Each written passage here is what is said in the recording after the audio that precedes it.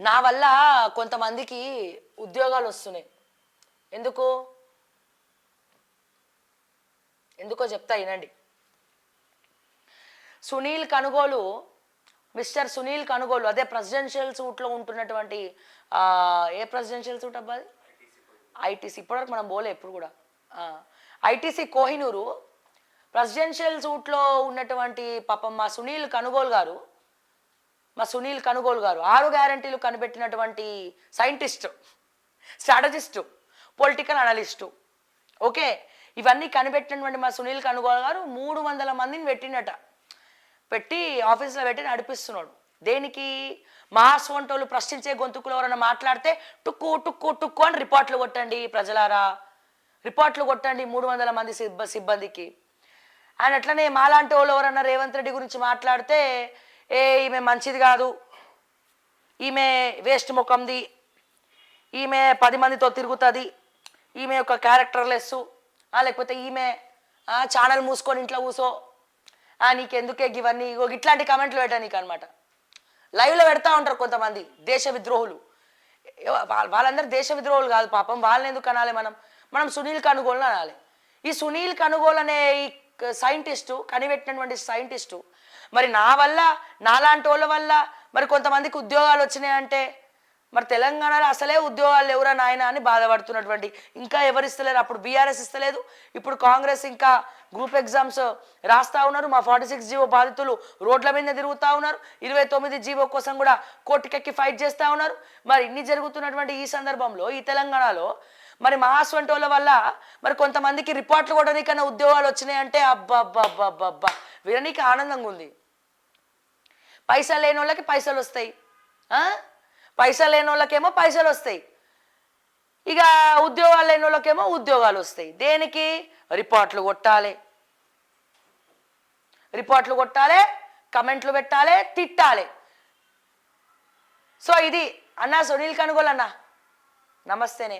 Presidential suit దాటి జర బయటికి రా, తెలంగాణ గలీలకి వెళ్ళి తిరుగు. ఎక్కడెక్కడ తిరుగుతావు? మా ఆదిలాబాద్ పో, మా నిజామాబాద్ పో, మా ఓరుగల్లు వరంగల్ పో. ఎందుకంటే నెల్లూరు రోడ్డు కదా అన్న, నీకు కూడా మరి తెలంగాణలో ఎట్లా నడుస్తుంది, 6 గ్యారంటీలు ఏమవుతున్నాయి.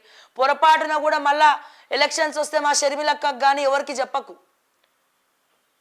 ఆంధ్రప్రదేశ్లో మళ్ళీ పొరపాటున 6 గ్యారంటీలు పెట్టిన అనుకో, మళ్ళీ నెల్లూరులో నువ్వు ఉంటావో ఉండవో అదే డౌట్ వస్తుంది. భయం అవుతుంది నాకు సునీల్ కనుగోలు గారు.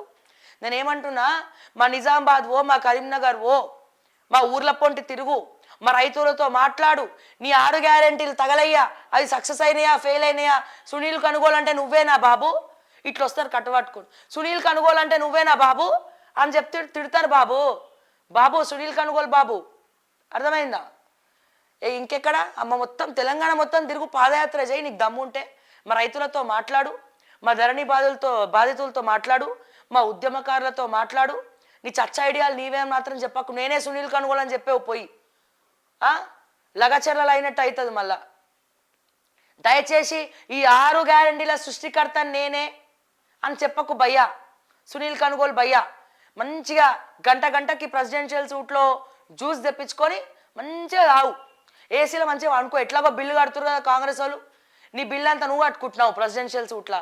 మరి రేవంత్ రెడ్డి కడతాడు, నీదేం పోయింది? నీకేం కాదు. తిన్నోడికి తిన్నంత, తాగినోడికి తాగినంత నీకు ప్రెసిడెన్షియల్ సూట్లా. వ్యూహాలు పనుతా ఉండు, వ్యూహ రచయిత లెక్క. సారీ వ్యూహకర్తవు కదా, వ్యూహకర్త లెక్క. 300 మందిని కాదు 600 మందిని పెట్టుకో, 1000 మందిని పెట్టుకో. కానీ నిజం ఆపడం అనేది ఎవడి వల్ల కాదు, ఎవడి తరం కాదు. ఇది గుర్తుపెట్టుకో, అర్థమైందా? బ్యాలెన్స్డ్గా పెట్టుకో, ఇంకా 100 మందిని పెట్టుకో, వాళ్ళకన్నా ఉద్యోగాలు వస్తాయి. పోనీ అన్నా సునీల్ కనుగోలు నమస్తే. జర భద్రంగా ఉండు. మా తెలంగాణ మొత్తం మళ్ళీ చెప్తున్నా, తెలంగాణ మొత్తం తిరుగు, బెటాలియన్ పెట్టుకొని తిరుగు. మా ఒక్కడు మాత్రం పోకు సునీల్ కనుగోలు అన్నాను. దయచేసి నీకు దండం పెడతా, నీ ప్రియమైనటువంటి చెల్లమ్మగా చెప్తున్నా, ఒక్కడి మాత్రం పోకు నువ్వు పొరపాటున కూడా. మా నిజామాబాద్ల రైతుల దగ్గరికి, మా ఆదిలాబాద్ల రైతుల దగ్గరికి, మా నల్గొండల రైతుల దగ్గరికి, మా సూర్యాపేట, మా నల్గొండ, మా భద్రాచలం, కొత్తగూడెం, ఖమ్మం, మా మెదక్కు, మా సంగారెడ్డి, మా మంచిర్యాల, మా పెద్దపల్లి రైతుల దగ్గరికి పోకు సునీల్ కనుగోలు.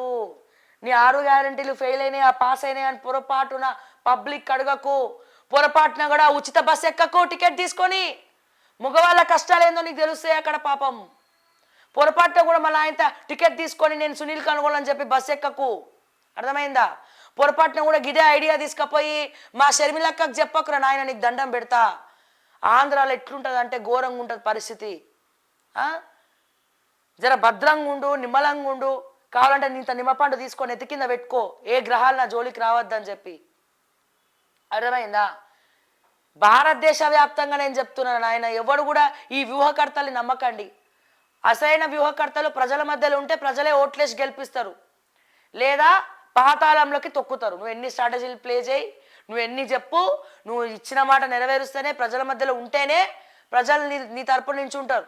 ఈ వ్యూహకర్తలు వచ్చి 6 గ్యారెంటీలు, 6 గ్యారెంటీలు ఇస్తాం, 6 గ్యారెంటీలు ఇస్తాం, ఇన్ని గ్యారెంటీలు ఇస్తాం, ఉత్తుత్తి గ్యారెంటీస్, ఉత్తుత్తి గ్యారెంటీస్, తోటకూర గ్యారెంటీస్ అని చెప్తే దయచేసి ఇక ఏ ప్రజలు కూడా నమ్మరు. ఏ రాజకీయ నాయకులు కూడా ఈ సునీల్ కనుగోలు లాంటి వాళ్ళని ఎంకరేజ్ చేయకండి పొరపాటున. అట్లా ఎంకరేజ్ చేస్తే నెత్తి మీద తడిగుడ్డ వేసుకొని కూర్చోవాలి. మేనిఫెస్టో చూసినప్పుడల్లా గుండె దడ ఉట్టుకొస్తుంది. గ్యారంటీని అమలు చేద్దామంటే పైసలు ఉండవు, పైసలు ఉంటేనేమో ఐడియాలు ఉండవు. దయచేసి మీరు ఆలోచించండి ప్రజలారా, ముఖ్యంగా రాజకీయ నాయకులు. మా రాష్ట్రంలో ఎట్లడో ఇట్లా తగలడ్డది. పక్క రాష్ట్రాల్లో ఉన్నటువంటి రాజకీయ నాయకులకు నా మనవి, పక్క రాష్ట్రాల్లో ఉన్నటువంటి కాంగ్రెస్ వాళ్లకు నా మనవి, దయచేసి గ్యారంటీలు మాత్రం నెక్స్ట్ టైం పెట్టకండి. రాహుల్జీ ఆలోచించుకోండి. ఈ సునీల్ కనుగోలుని మాత్రం దగ్గర తీయకండి. మరి రేవంత్ అన్న దగ్గర తీసేది కానీ మీరు మాత్రం తీయకండి అని చెప్పి మరొక్కసారి మీకు తెలియజేస్తా ఉన్నా. ఈయన కంటే మా పక్క ప్రశాంత్ కిషోరే కొద్దో గొప్ప బెటర్ అనిపిస్తుంది. ఏదైనా వ్యూహాలు వేస్తే సక్సెస్ అయినాయి, కానీ ఏం చేస్తాం ఇక్కడ ఏమైనాయి, ఫెయిల్ అయినాయి. అందుకని నువ్వు ఎంతమందిని స్టాఫ్ పెట్టుకో, ఎంతమందితో రిపోర్ట్ కొట్టుకో, మాకు వ్యూస్ రాకుండా చేయి, తాటి మట్ట రాకుండా చేయి, ఏం చేసినా నిజాన్ని ఎవడు కూడా ఆపలేరు. అది బుల్లెట్ స్పీడ్ కన్నా దూసుకపోతా ఉంటుంది. సునీల్ కనుగోలు గారు గుర్తుపెట్టుకోండి, అర్థమైందా? ప్రెసిడెన్షియల్ సూట్లో మంచిగా ఉండండి, ఓకేనా? అప్పుడప్పుడు నెల్లూరు కూడా పోయేస్తూ ఉండండి. మళ్ళా ఇక్కడ సెటిల్ అయిపోయినారు అనుకుంటారు అక్కడ నెల్లూరు వాళ్ళు అంతా.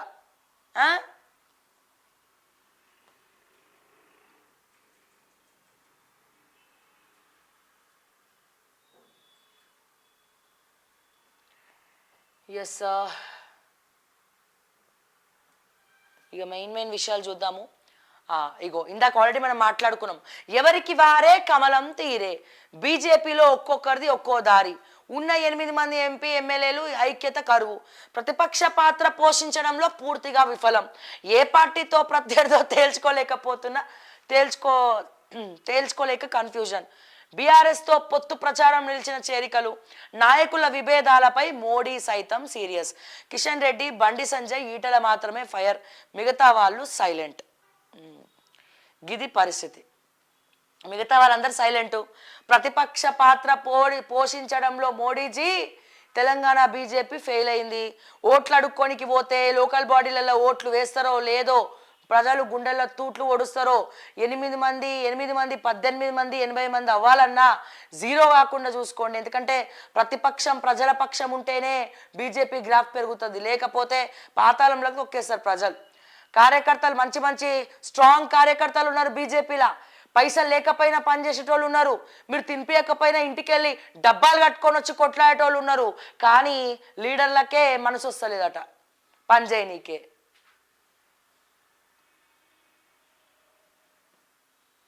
PCC chief at 100 days. కొత్త పాత నేతలతో సమన్వయంలో మహేష్ కుమార్ గౌడ్ సక్సెస్ అంట. ఓకే, వెరీ గుడ్ సార్, రాసుకోండి. గ్రూప్ 2కు సగం మందే హాజరు. పేపర్ 1కు 2,57,981 మంది, పేపర్ 2కు 2,55,490 మంది అటెండ్. వికారాబాద్లో దుస్తులతో మొబైల్ ఫోన్తో పట్టుబడిన అభ్యర్థి. మాల్ ప్రాక్టీస్ కింద కేసు నమోదు. Yes sir. 2,491 మంది పేపర్ 2 రాయకుండానే ఇంటిదారి. నేడు మరో 2 పేపర్లకు exam. So all the best అందరికీ. భార్యను అడవిలో వదిలి వెళ్ళిన భర్త. బెంగళూరులో పరిచయం, పెళ్లి. మనస్పర్ధలు రావడంతో హైదరాబాద్కు. పెయిన్ కిల్లర్స్ తీసుకున్న భార్య. ములుగు మండలం వంటి మామిడి అడవిలో వదిలి వెళ్ళిన భర్త. వామ్మో, గిట్ల కూడా ఉన్నారా? ఈ రామాయణం చూసి మా రాముడిని ఇన్స్పిరేషన్గా తీసుకొని వదిలేసినట్టున్నాడు కథ.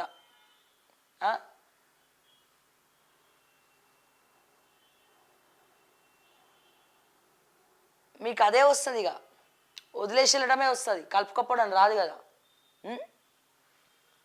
విద్యార్థులకు కోడింగ్ 6వ తరగతి నుంచి ఇంటర్ వరకు నైపుణ్యం పెంపు దిశగా ప్రభుత్వం చర్యలు ప్రారంభించిన ఎస్సీ గురుకుల సొసైటీ. ఒక్క పాఠశాల నుంచి 5గురు ఎంపిక. 89,250 మంది విద్యార్థులకు దశల వారీగా శిక్షణ. రాహుల్జీ, ఇదేనా మీ వ్యూహం?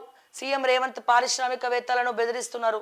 తనలాగే అందరూ జైలు జీవితం అనుభవించాలని భావిస్తున్నట్టున్నారు BRS working president KTR. Yes, blockchain ఉన్న చీకటి పనులే. టెరాసిస్ నుంచి ఎన్ఐసికి ధరణి బదలాయింపు. గతంలో లాగిన్ మొదలు డిజిటల్ సైన్ వరకు రికార్డ్ డేటా ట్రాన్స్ఫర్తో పార్టీ ట్రాన్సాక్షన్ హిస్టరీ సైతం బదలాయించాలని చెప్పి డిమాండ్. బ్లాక్ చైన్ టెక్నాలజీతో అక్రమార్కుల గుట్టురట్టు. ఫోరెన్సిక్ ఆడిటింగ్ చేయడానికి ఇదే కీలకం. రైతుల ఆందోళన మరింత ఉధృతం. 16న ట్రాక్టర్ మార్చ్, 18న రైల్ రోకో.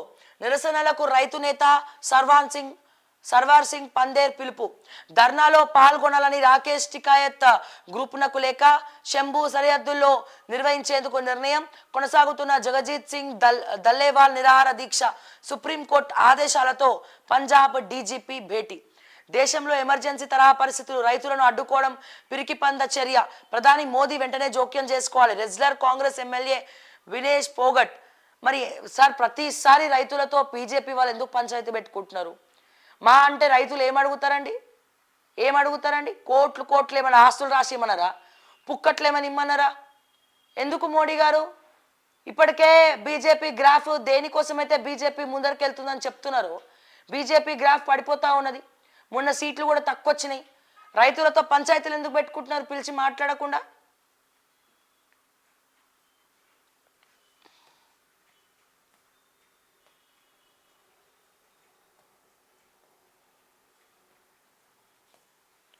ఇక జమిలీపై కేంద్రం వెనకడుగు. నమస్తే తెలంగాణ చూస్తే కేసీఆర్ 1 కోటి ఎకరాల వ్యవసం, కాంగ్రెస్ 1 కోటి అబద్ధాల మోసం.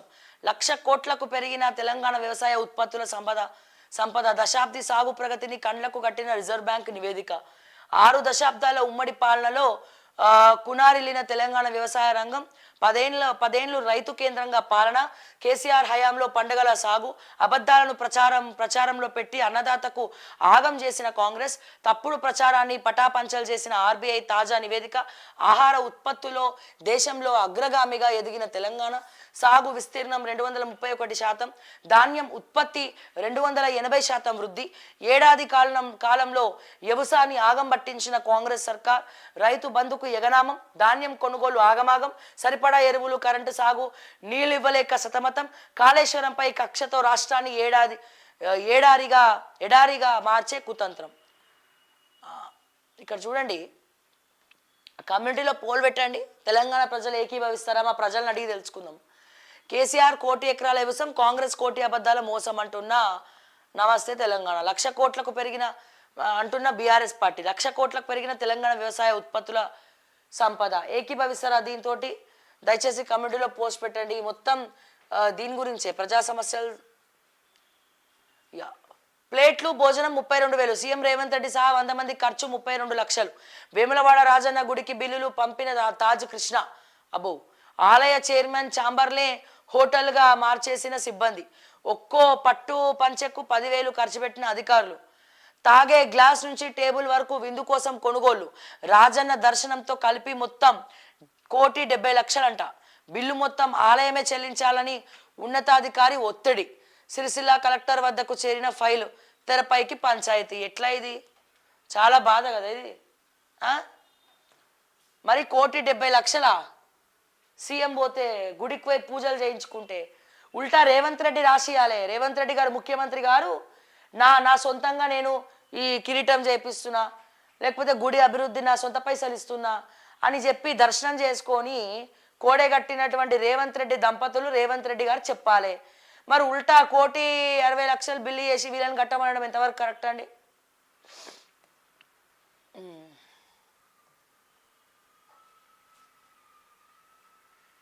సో మొత్తానికి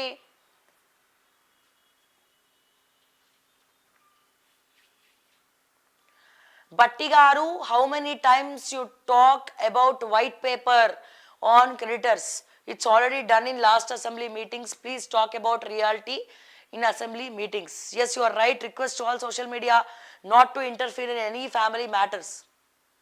Correct కదా?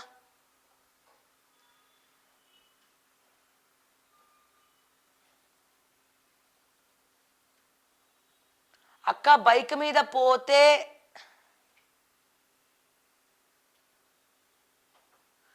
అక్క బైక్ మీద పోతే పోలీసుల బాధ, హెల్మెట్ లేదు, నీ లైసెన్స్ లేదు, వీలైతే అన్నావుగా బాధ ఎట్లా చెప్పుకోవాలనక్క బాధలు. ఈ ట్రాఫిక్ పోలీసులు అయితే ఘోరంగా అయిపోయింది పరిస్థితి. ఎక్కడికక్కడ విపరీతమైనటువంటి ట్రాఫిక్, మరి కంట్రోల్ చేయట్లేదా మరి ఏందో తెలియట్లేదు. ఈ గల్లీలనైతే మొత్తం వెహికల్స్ గల్లీలో పెట్టుకుంటే కూడా వెహికల్స్ తీసుకెళ్ళిపోతున్నారు. సో దయచేసి ట్రాఫిక్ పోలీసులు చాలా కష్టపడుతున్నారు. గ్రౌండ్లో ఉండి పనిచేసేది వాళ్ళే. ఎప్పటికైనా ట్రాఫిక్ పోలీసులు లేని వ్యవస్థ మనం ఊహించలేము. కానీ దయచేసి ఎట్లా పడితే అట్లా అడ్డుగోలుగా చలాన్ లేయకండి. ట్రాఫిక్ పోలీసులు సిగ్నల్ దగ్గర చాలామంది ఉండలేరు. మరి ఎందుకు ఇంత విపరీతమైనటువంటి ట్రాఫిక్ పెరుగుతుంది హైదరాబాద్లో అర్థం కానటువంటి పరిస్థితి. గందరగోళంగా ఉంది. 3 గంటలు పడుతుంది ఎక్కడి నుంచి ఎక్కడ పోదామన్నా. సో దయచేసి ప్రభుత్వం దీనిపైన దృష్టి సారించాలి, దృష్టి పెట్టాలని చెప్పి మనస్ఫూర్తిగా కోరుకుంటూ మరిన్ని అప్డేట్స్ కోసం చూస్తూనే ఉండండి ఓకే టీవీ. మీ లైక్స్ మాకెంతో విలువైనవి. సో దయచేసి లైక్ చేయండి, షేర్ చేయండి, మా ఛానల్ని సబ్స్క్రైబ్ చేయడం మాత్రం మర్చిపోవద్దని చెప్పి మరొక్కసారి తెలియజేస్తూ, ప్రజా సమస్యలకు అండగా ప్రజల పక్షంతో ఓకే టీవీ ఎప్పుడు కూడా మా గొంతును రైజ్ చేస్తూ ఉంటుందని చెప్పి మరొకసారి తెలియజేస్తూ, అంటే